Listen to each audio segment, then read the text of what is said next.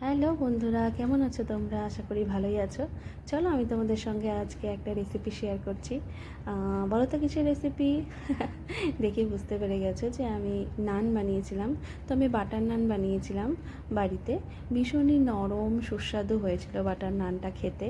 তো তারই রেসিপি আমার মনে হলো আমি তোমাদের সঙ্গে শেয়ার করব, তাই আমি তোমাদের সঙ্গে শেয়ার করছি। দেখো, আমি এখানে দেখবে যে আমি মেজারমেন্ট কাপের 4 কাপ আমি এখানে ময়দা নিয়েছিলাম। মোটামুটি 500 গ্রাম মতন ময়দা নিয়েছিলাম। তারপর আমি এখানে দিয়ে দিচ্ছি হাফ টেবিল স্পুন নুন দিয়ে দিচ্ছি। এরপর আমি এখানে দিয়ে দেব 3 টেবিল স্পুন চিনি দিয়ে দিয়েছি।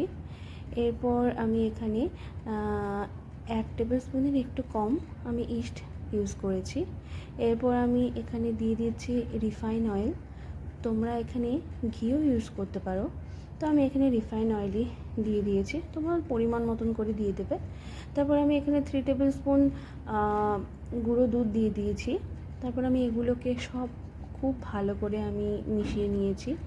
এবার আমি এখানে খুব হালকা গরম জল দেব। তো তোমরা এখানে হালকা গরম জলই ইউজ করবে, তোমরা খুব বেশি গরম জল এখানে দেবে না।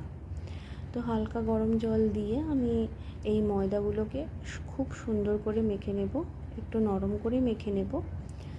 তো এরপর দেখো আমি এই ময়দাগুলোকে একটা ঢাকনা দিয়ে ঢেকে দিলাম যাতে হাওয়া না ঢোকে। তো আমি এখানে 1.5 থেকে 2 ঘন্টা রেখেছিলাম ময়দাগুলোকে এরকম করে ঢেকে। তারপর দেখো ময়দাগুলো ফুলে উঠেছে। তো আমি ময়দাগুলোর ভেতর থেকে হাওয়াগুলো বের করে দিচ্ছিলাম।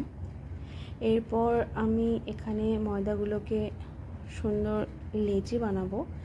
আমি একটু মাঝারি আকারের লেচি বানাচ্ছি, কেননা আমি মাঝারি আকারের নানটাই তৈরি করব। তো এর জন্য মাঝারি আকারের লেচি বানিয়েছি। এবার আমি এগুলোকে সুন্দর করে বেলে নেব।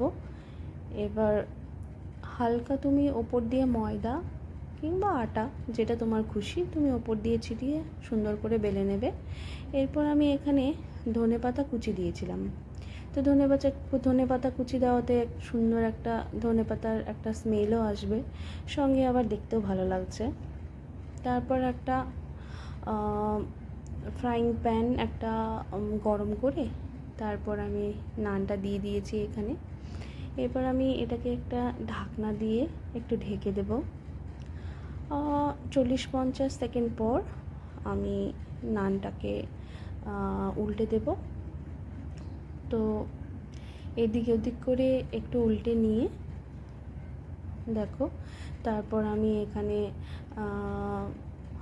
হাফ চামচ মতন তোমার বাটার দিয়ে আমি পুরো নানের ওপরটা পুরো বাটার দিয়ে পুরো বাটারটা মিশিয়ে দেবো আর কি নানে। তো তারপর আমি ক্যাসারোলে রেখে দিয়েছিলাম যাতে গরম থাকে আর নরম থাকে। তো দেখো কেমন হয়েছে, তোমরা বলবে দেখে, এরকম ট্রাই করে খেয়ে বলবে কেমন হয়, আমাকে কমেন্ট করে জানাবে। আর ভালো লাগলে অবশ্যই রেসিপিটা সবার সঙ্গে শেয়ার করবে। So thank you for watching.